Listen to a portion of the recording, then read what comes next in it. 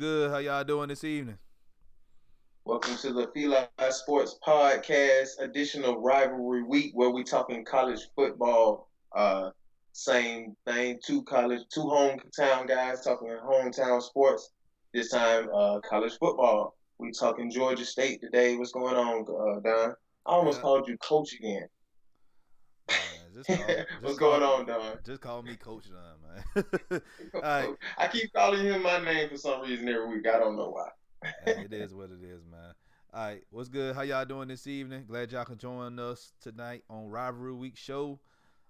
If you're new to the channel, you already know what to do. Hit that subscribe button.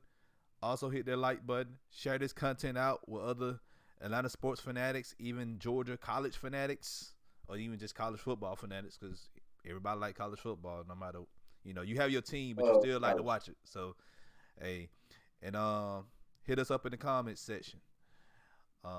We have a special guest with us tonight, Ben Moore. We're gonna let him introduce himself in a minute. But if you're not, also follow us on social media at Twitter at FILA_SP, Instagram FILA Sports Podcast, and also Facebook FILA Sports Podcast. And check us out on Google Podcasts and on Spotify. As always, Come holler at your hometown sports podcast. on Rivalry. Rivalry Week. Yes, Ben, how you doing this evening? I'm great, fellas. I hope you guys are doing well. We doing great. Let them know who you are and where they can check you out at, Ben, and what you do. Yeah, appreciate you, man. Yeah, I'm with 24/7 Sports. Been working basketball, football recruiting, obviously covering college sports really for the last, 10 years now. I've been covering Georgia State football since practice number 1 back in 2009, when there was no practice facility, when Turner Field was still the home of the Braves. Get to cover Georgia State basketball, which has been a heck of a lot of fun the last few years in NCAA tournament. But, I'm a GSU grad, proud, to call Atlanta my adopted home. Been here since '95. And it's went to high school here, went to Georgia State, and privileged to be with you guys this evening for sure. All right, what high school you went to? Eagles Landing down in McDonough. Okay. Eagles Landing. Elka. That's know a little something about winning down there. They know a little something about winning down there. Yeah, they got some dues, man. They got some dues this year too, so it'll be fun to see every year. Every year, Elka has a 4-star DB. They grow 4-star DBs down there. Yeah. Now, one clarification: I went to the public school. I didn't go to the private school. Oh, you didn't go to the private? Okay. Okay. Yeah. My dad was in the military. He wasn't affording that mess. I promise you that. We got love for the Elka boys. Yeah. Well, I was talking about growing those 4-star DBs. I was talking about the private school. The private school grows 4-star DBs on trees down there. Basically. All right, but we're gonna run down real quick the week in college sports, and then we're gonna get to some Georgia State talk.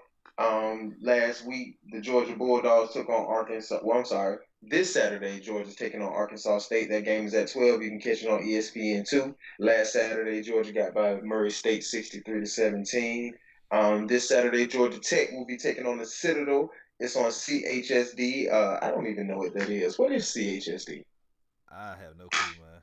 That's the network. Somebody let us know what that is. I don't even know what it is. It's 12:30 kick. Probably get there for about $8. So you just get down there, go see the game. It's about $8 to get in the game. You'll be all right. Oh yeah, definitely. Last week, Georgia Tech was at home versus South Florida. They got the win 14-10 there. Georgia Southern this Saturday will be taking on Minnesota. That one's on the Big Ten Network at 3:30. Last Saturday, Georgia Southern got by Maine 26-18. And that was a great game. A game that the Don covered. See, the Don. Yeah, that was a great game. That was a great game. I promise you. We're gonna talk about that later, though. Mm-hmm. So. Kennesaw State will be taking on Alabama State Hornets at 6 p.m. That will be in Montgomery, the Gump, home of the Hornets. Last Saturday, Kennesaw State took Kent State, a MAC conference member, to overtime, 26-23. They battled there. They lost. They went up to Ohio and lost that. But strong showing, never had moral victories, but it's a MAC team. They took them to overtime. Last Saturday, Morehouse got the win over Edward Waters. They'll play Saturday versus the Miles College Golden Bear. You can actually catch that one on ESPN3 for all my Black college football lovers. Clark Atlanta lost last Saturday to Livingston, 13-24. This Saturday, they'll have Allen University up in South Carolina. Valdosta State got by Albany State. Excuse me. Saturday, 6 p.m. They'll be taking on Old Dominican. You can catch that one on ESPN3 as well. Albany State, who we just mentioned, will have Miles College this Saturday at 7 p.m. The Miles College Golden Bears. That will be in Alabama. And that brings us to Georgia State. Georgia State got by Furman 48-42 in a game that I attended. And this Saturday, they will have Western Michigan from the MAC at 7 p.m. You can catch that one on ESPN Plus if you stream. And that brings us to, like I said, Georgia State talk. I guess we should go a little bit out of order, and I guess we'll get it out of the way. Let's go ahead and talk about it. The win versus Tennessee. Was that the biggest win in program history? It's interesting. If you talk to Coach Elliott, he says no. He said the bowl win, the first bowl victory over Western Kentucky, to kind of put that out there is the top one, and it also set the new win mark for the program. The program won 6 games in the first ever season in 2010, playing basically that FCS schedule, Formula 1 AA, that capitalized with Alabama at the end of the season there under the bright lights at Bryant-Denny. Then in 2015, the first ever bowl season for Georgia State, where they had 4 straight wins in November. There was certainly some great wins in there, capitalized by the beatdown, which I believe is still Georgia Southern's worst loss ever in their home building down there at Paulson Stadium. But it was an earth-shaking win. I took my family up to Neyland, took the trip, and just you could sense what was going on, and even with the folks that were in attendance, had a chance to talk to some of the players and coaches afterward. I don't think they even really knew the magnitude of what was just about to happen, the attention that they were about to garner nationwide. We know these are SEC parts around the city, and kind of everyone else is focusing on scraps. But just to kind of give you guys an idea, I don't necessarily turn my phone off in there, but I'm not checking it every 5 or 6 seconds. When I open, basically pop my phone out of my pocket, I had 150 text messages, and when I was in so, there was a lot of excitement.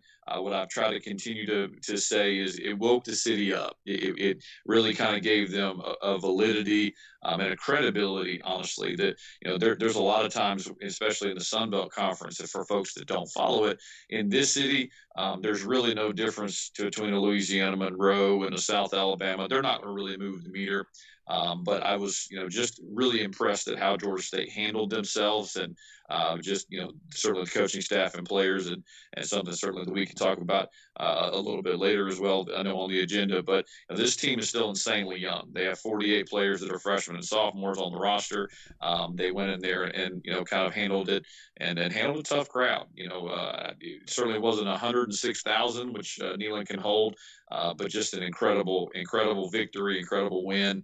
And a statement win, quite honestly. And they're 2-0, one of a group of teams that's 2-0 nationwide, and that still counts. So they have certainly some work to do coming off of last Saturday's win at home against Furman.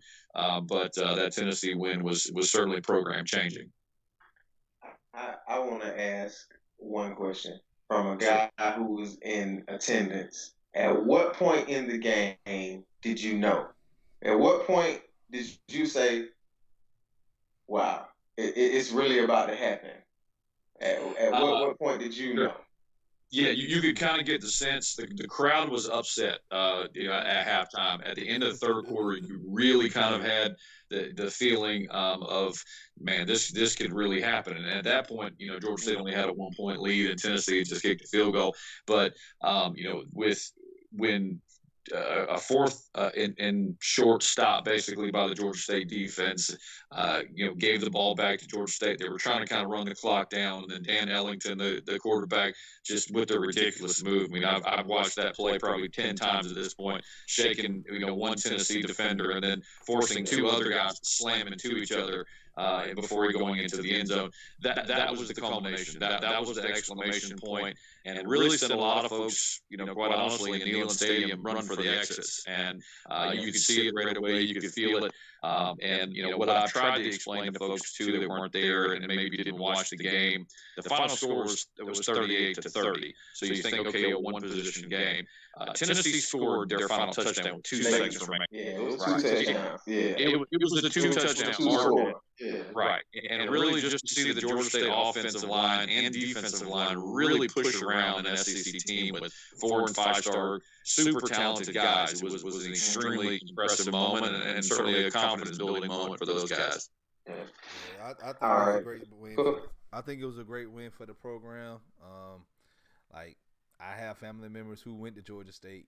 I grew up downtown Atlanta, and when I was in school, everybody talking about, well, go to state. Well, I ain't make Georgia State grades to make it in, but hey, I always loved the basketball program, and I remember when Georgia State was starting a football program back in 2009-10.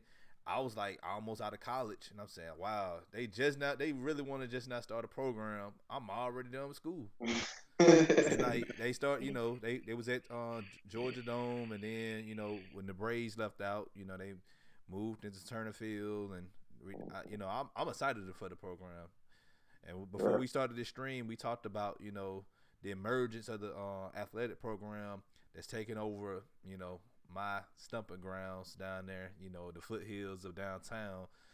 And I think it's it's great, man. I think y'all got almost $1 million out of Tennessee, and y'all beat them. Yeah, that's a win-win. That's a win-win. That was the best part.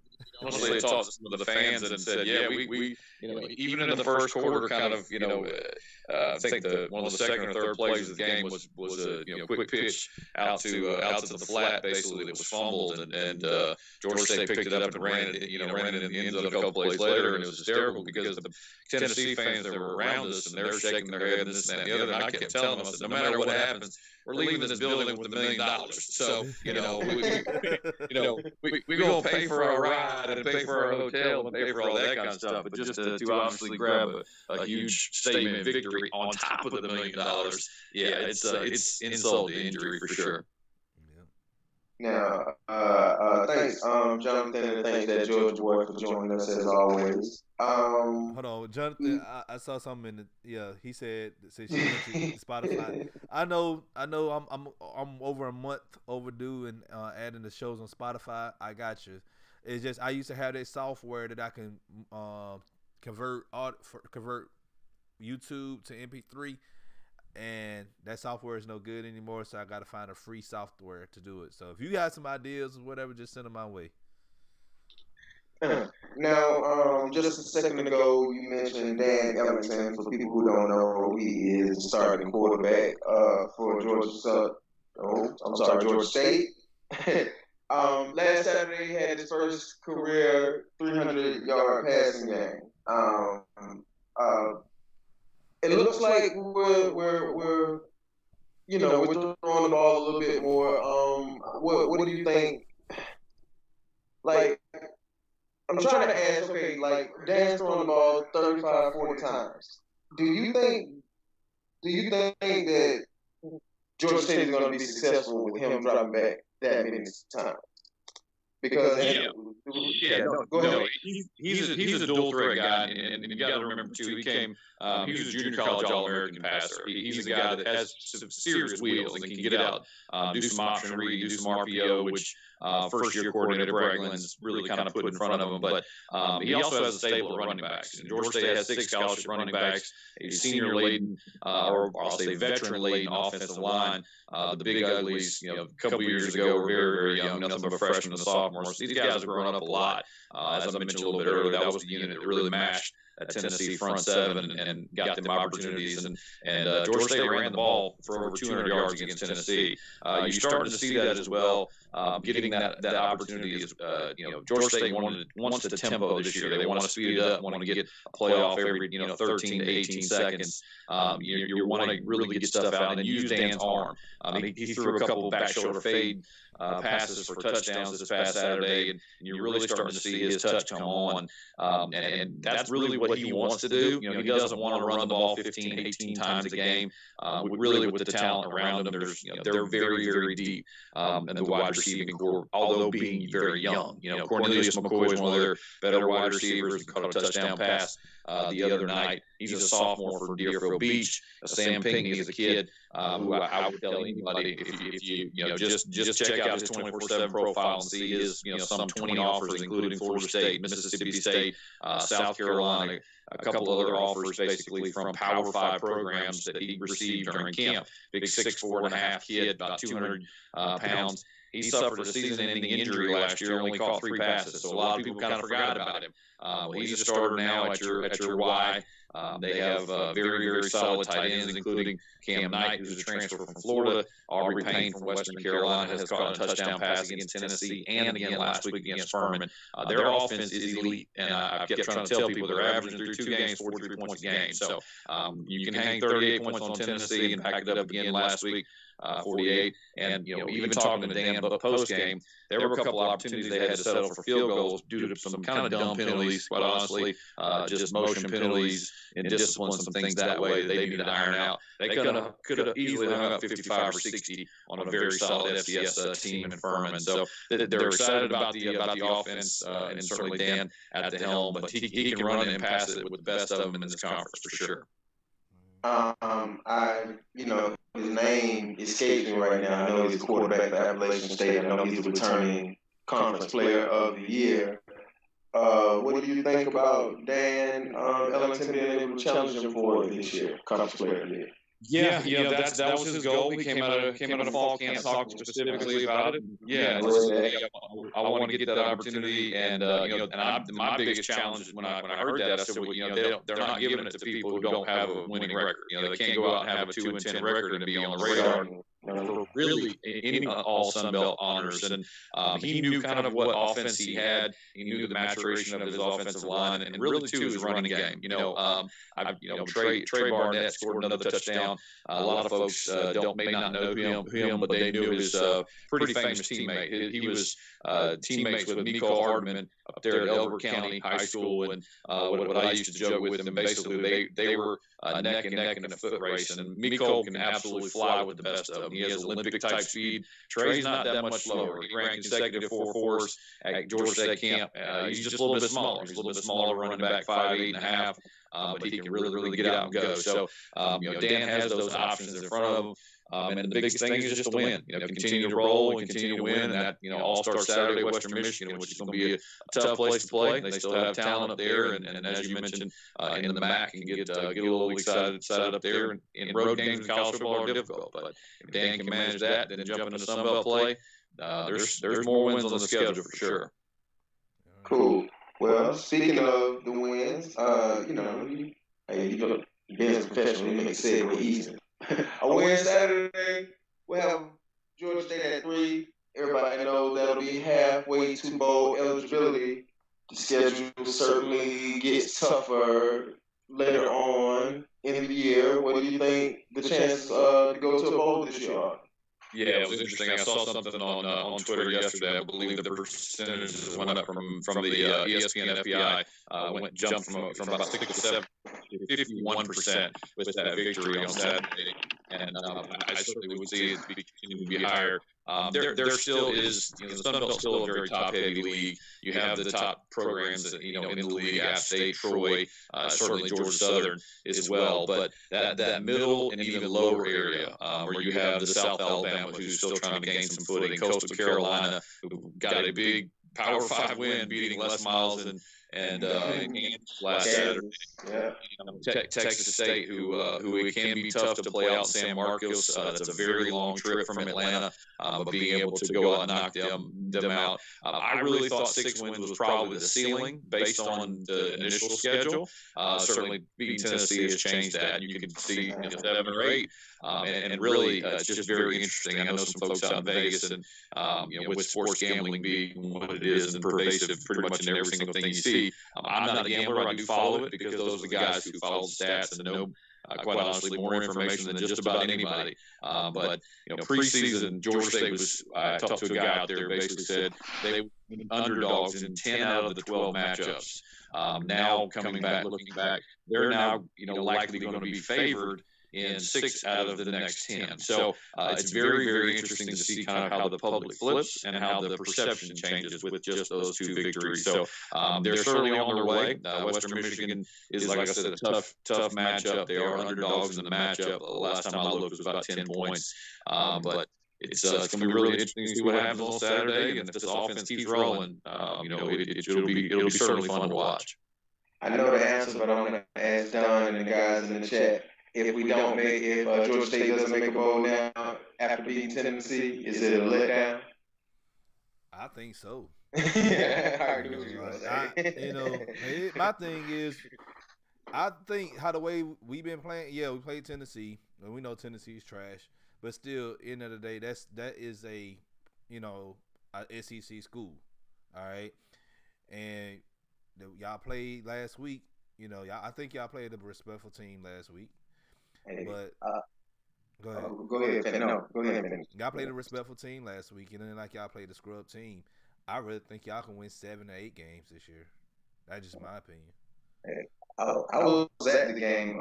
Furman's quarterback was a redshirt freshman. He was nice. That kid, I forgot his name. I got to read it down. So that kid was nice. In the second start, especially in the first half.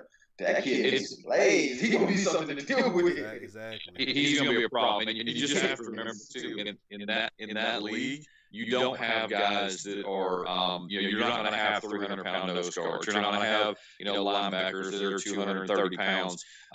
He made some guys look pretty bad. And what, the biggest thing ultimately, when you were there, Furman runs a triple option and an option team. And he was basically fully confident, 3-step, 5-step drop and delivering the ball on time. And that was the biggest thing, even the Georgia State safeties, several. One of the senior leaders, Remy Lazarus, stepped up and said, "Look, guys, I don't deserve to even be up here on the post-game podium. I personally gave away 3 touchdowns because I was cheating. I'm trying to go out and make a play in front of me." And credit to Furman's staff. I mean, that kid, the quarterback. I was live tweeting during the game. I said, "This kid's going to be a problem." I mean, he just really, really was poised, kept getting hit out through the entire game, and just was standing and delivering, even delivering, a touchdown pass deep in that game in the fourth quarter to cut it to 1 score. So I was really impressed by Furman, and quite candidly, coming off, he could run, but the biggest thing that I will say ultimately on that specific game, it was completely predictable what happened in the first quarter. Anytime a team has an enormous win, these are still 18 to 22-year-olds. You're going to have that emotion. You're going to have that energy. Everybody on campus is telling you how awesome you are. That happens, and you saw them come out. In the first quarter, struggle a little bit with some assignments, struggle a little bit offensively, and then just rip off 45 points from the second quarter on. Yeah. All right, we're going to check into the chat real quick. We got some going on trade. That Georgia boy said Georgia State should be at the Wishbone. That's an inside joke. He just an inside joke between me and him. Maybe the Wayfield Bowl that Georgia boy. No. Maybe the Wayfield Bowl. It could be Popeye's Bowl. It is a Popeye's Bowl. That Bahamas Bowl. I don't know if they still do it or not, but they do. Yeah. We made the Bahamas Bowl. We have to do the trip and do the podcast down there, fellas. Oh, you give us some tickets or whatever. We'll go. I'll pay for the flight. I'll pay for the flight to the hotel. Road trip. I'm in. Y'all got that $950. We know you got it. Exactly. Okay. Next thing what we talking about. Okay. The game specifically on Saturday. All right, let's go into the game a little bit. You got Western Michigan, a MAC conference opponent last year. Western Michigan were able to win the game. What do we need to do Saturday to be Western Michigan? Yeah, the biggest thing, last year, Georgia State turned the ball over 3 times and didn't force any turnovers. And as we know, certainly in any level of football, you turn the ball over, you give the team multiple opportunities, even more to beat you. I think as well, the nature of that game and when it was scheduled, you had NC State coming off. That was just absolute beat down. Georgia State lost 2 of their starting corners in that game due to injury. The following week, you go to Memphis and play a national TV game, basically, and just absolutely get blitzed. That was the first game back. It was 10-3 in the second quarter, and then, like I said, the turnovers, penalties, just ineffective play. And the tough part about it, too, is Georgia State, I believe, during that game in the third quarter, had 4 freshmen, either true or redshirt, in the secondary due to injury, and they just got picked on. And you had a very good quarterback who will be at the helm again on Saturday. This is really where I want to see Georgia State grow up a little bit. Giving up 40 points to Furman on Saturday was unacceptable. And the defense coordinator and several defensive players said the same thing. They need to play better. They did a great job stopping the run against the option offense. This is now a pro-style offense. They're going to want to spread you out. They're going to want to get their guys in space. So it just comes down to discipline and high discipline, really, for me, for a lot of the secondary, and letting the front seven continue to get out there and play. And play well. But on the road, the good news is game time temperatures at kick are in the 60s. So they've been practicing in this Atlanta, Georgia heat. They will not see that on Saturday. It will be quite cool and feel like a fall afternoon. So that should be good to go. And I'm very interested to see if Georgia State gets the running game going. Dan Ellington took a little bit of a knock, has a little bruise on his shin, so it's not going to stop him from playing. That kid is about as tough as it gets, but certainly would like to see a couple more carries out of the running back core. Okay. And this is the most interesting question that I've been waiting to ask. I think you know what I'm about to ask. GSU versus GSU. Is there a real rivalry? Are we talking about like inter-squad scrimmage here, or we like blue white spring game? You know what? I'm not even talking about football and more than football. Is the rivalry real? Do the students care? We have the perfect person on to give us, a good side of it. I want to hear. Yeah, we're gonna have to bring this up again when Britt Frank come on next month. Yeah. Certainly. I'm gonna ask him too. I'm gonna have to give him a chance to reply. Yeah. I will say this. This is I'm the keeper real guy. I'll tell you that much. I came within eyelashes of going down to Georgia Southern to play basketball instead of state to state. Partly because we took mom and daddy down to Statesboro, and they were like, "Nah, this ain't the move. It's not going to happen. There ain't nothing to do down here. You can get in trouble." So that was part of it. But it's been an interesting development. Certainly, with football has amplified the rivalry. And yes, the rivalry is legitimate. The rivalry is real. The players don't like each other. They love playing each other in all sports. I wrote about. When Georgia Southern joined the Sun Belt and went up to the FBS ranks, that was really when you saw everything kind of ratchet up. Georgia Southern went to the Georgia Dome and just straight embarrassed Georgia State. Scored 69 points. Called it Paulson Stadium North. The following year, Georgia State goes down to Paulson Stadium and just whips them 34-7 to launch themselves to a bowl game. And Georgia State had won, basically, and has won, 3 of the last 4 matchups in that as well. So you've had coaching changes in football, but folks forget, these schools have played each other since the 1960s. There has been a rivalry there where, even though they weren't in the same conference, certainly with Georgia Southern playing the Southern Conference, they would play each other in baseball. They play each other in basketball. They play each other in the Olympic sports, soccer, etc. And the crowds were always pretty big. They wanted to beat that team down south. And the whole GSU versus GSU battle is pretty funny to me because Georgia State became university in 1969, so they became GSU in 1969. Well, Georgia Southern was Georgia Southern College. Georgia Southern University wasn't even a university until 1990. So you're literally talking about 20 years where they were maybe trying to claim the U. Well, they weren't the U. They were Georgia State or Georgia Southern College. And then you get kind of the battle back and forth. That's part of rivalry. I grew up. My parents grew up in the state of Florida. You go ask a Florida State or Florida fan about what happened with Gatorade. Florida State actually came up with the idea of Gatorade. Well, University of Florida person stole it and copyrighted and trademarked it, and now Gatorade. So now, of course, Florida State, they don't have Gatorade. They have Powerade. You never ever going to see Gatorade on Florida State's campus. It's the same thing really with Georgia Southern and Georgia State. There's a lot of anger there. There's a lot of back and forth. What I have loved to see is just the student involvement. You see the students. The fun thing for me, certainly as a guy who went to state to be around basketball, both games sell out. The atmospheres are tremendous. When Georgia State goes down to Georgia Southern, it's the highest attended game. When Georgia Southern comes in, it's always sold out. They love, kind of getting back and forth and getting after it. And the players get it. The players know that game matters in all sports. We've seen it in baseball certainly as well, as they have a great baseball program.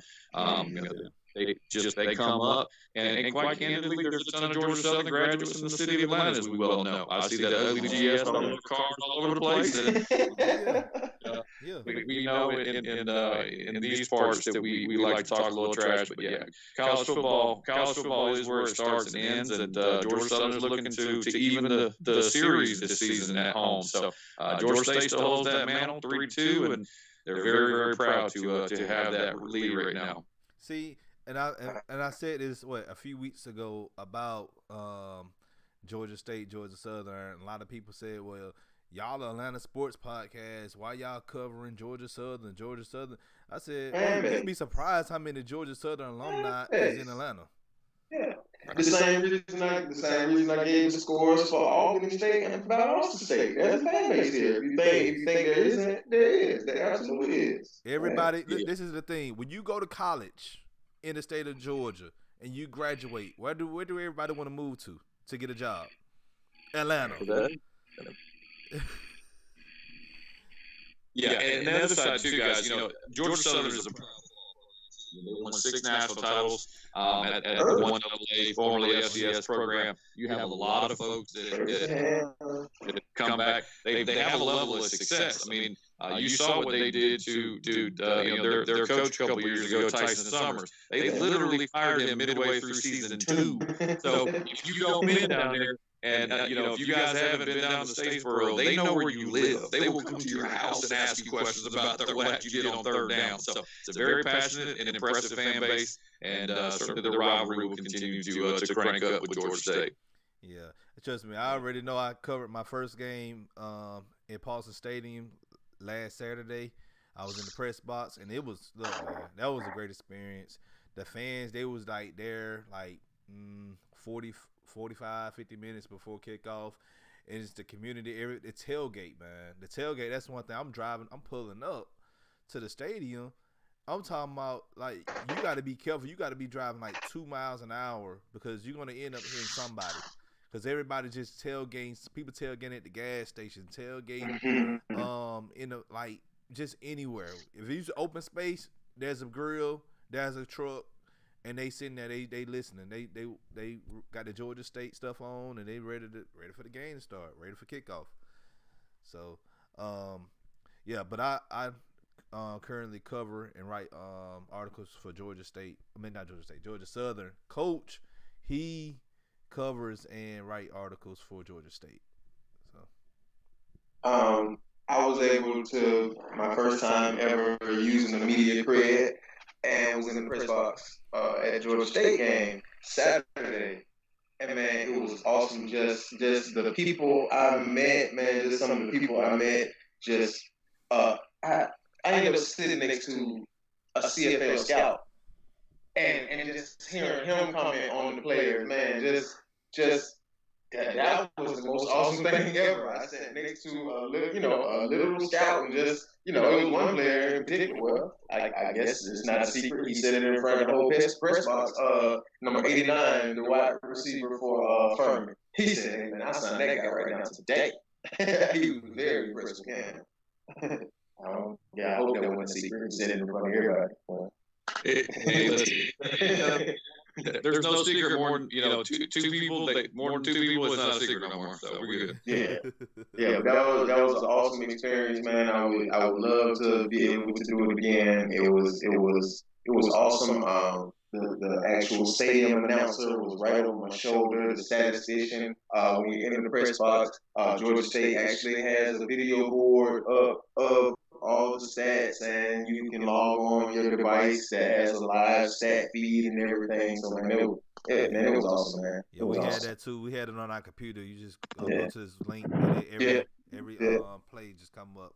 Yeah, I had it on my computer, and they had the board up right there, and the announcer was right over my shoulder, man. It was awesome, man. It was awesome. Yeah. All right. So, last thing, Ben, we always got to ask, what is your prediction for the season? What is your prediction? We're 2-0 right now, so if you had to put a number on it, how many games are you gonna play? And what is your record going to be? On the schedule. So you got to win. Got to win more to get to a bowl. As I mentioned a little bit earlier, I thought 6 was the ceiling preseason. I still look at and see some tougher games on there, as I mentioned, with App State, Troy, Georgia Southern on the road. You still have an Army team which walked into the Big House last Saturday and probably should have came away with a victory, but lost in double overtime. It's tough, man. It's tough. Yeah, in Michigan. They're the Army. Yeah. I mean, that's the thing about it. They not stopping. Here they keep coming. They keep coming again. They never give up. We've been having the U.S. been winning every war since like 1913. I mean, they Army. We training somebody, right?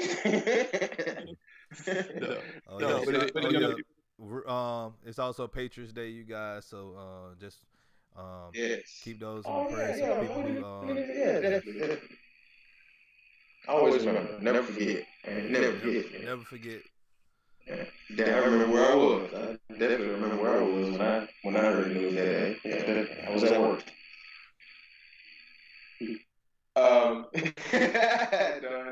You in the chat saying your face soon as you said Army. Ben, you didn't know. Don is Michigan. I'm a Michigan fan. Yeah, he's from Summerhill. You did hear him correctly before we started the show. He's from Summerhill. He's a Michigan fan. I'm just ready for Harbaugh to leave, man. You ready for him to go off the NFL again? Is that what's going to happen? I don't care where he go. He just need to get up. Your last coach was worse than Harbaugh. Your last two, you want Brady Hope back? Your last but no. Does Lloyd Carr have a son? At least Brady Hope beat Ohio State. Harbaugh ain't beat Ohio State yet. Yeah, he don't look like he can beat them again either. Exactly. Yeah. I got some ideas for Michigan coach. I'll shoot them to you. All right. And Trey said GSU versus GSU is a real rivalry. What side of it are you on, Trey? Can't you just put that in there and let us know what side you're on? Ben, thanks for joining us. Let us know again, people know again where they can follow you at, where they can read you at, and anything you want as well. Yeah, man. I appreciate it and enjoy the time for sure. Ben Moore 24/7 on Twitter, the publisher PantherTalk.com. Work proudly for 24/7 sports and follow your favorite team too. I know you guys do a great job covering the entire state as well. But as we have talked about just a second ago, there are Michigan fans and fans of other programs. Huge fan bases of Ohio State. Go find your best, your favorite program, the program that you follow. 24/7's got your team covered and your team, and talk about it all day. Jump on the message board. I got a great opportunity to mingle with folks. And the best part about it is we know, certainly coming up next weekend with Notre Dame coming into Athens, you start to see the Notre Dame invasion. That's one of the hottest topics there. But appreciate the time, fellas. Love to chop it up, and we'll talk offline as well. We'll make sure that that trip to Georgia State Stadium is just not a one-time deal. I got plenty of people like to plug you in with it. Okay, great. Hey, one more thing, man, and this is away from college football. I seen you was a little vocal on Sunday after the Falcons lost to the Vikings. So what's your thoughts on that, man? What's your thoughts? Yeah, What's your thoughts? A lot of people right now is like jumping off bridges and buildings and stuff after one loss. And folks still crying. Look, I'm looking at the Eagles right now. We played them Sunday night. I'm not worried about Minnesota anymore. But what's your thoughts about all these fans right now just acting crazy over this loss? Yeah, it's natural to overreact after one game, and we have to remember this is the same Falcons program that just got absolutely whipped. A couple of years back. They traditionally don't look great in week one. Exactly. When you had two rookies starting the offensive line against that defensive line, there's some fire breathers on Minnesota now. I'm telling you that team's going to be a problem for a lot of folks. Their front seven is legit. I knew really from the first play. I mean, Anthony Barr running free, hitting Matt Ryan in the back. But then just pounded with penalties, with fumbles, and you could just see they were off. And I think a lot of stuff gets cleaned up in a big way. And there's some urgency in Flowery Branch too. I mean, Dan Quinn feels it. He took over the defense. He allowed Vic Beasley to stick around for almost $13 million this year. Vic pulled up on that sack attempt and almost like had to get me outside ready to throw something because please hit a quarterback. That's all I ask. Just please hit a quarterback. I don't care if you can get a penalty. I'd be proud of them. But no, I think they'll come back with a much better effort against the Philadelphia Eagles. And it's Sunday Night Football, man. These players understand that. They're pros. You rarely in the NFL have two really bad games in a row, especially from an effort standpoint. So I think you'll see a much better event. And let's quite candidly talk about it, man. We Atlanta guys, we can talk about it. There's a whole lot of Philly fans that are going to be in town Sunday, and they gonna fire up the Falcons fans, which sometimes the Falcons fans need to wake up a little bit and be poked. So I think you're going to see that on Sunday night, and I think Mercedes-Benz is going to be absolutely electric. We're on the same page. Same page, man. Yeah, we're on the same page. All right.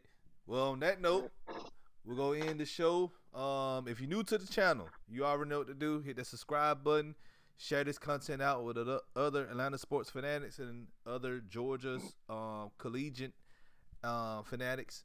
Also hit the like button and also hit us up in the comment section. We'll get back with your comments when we get time.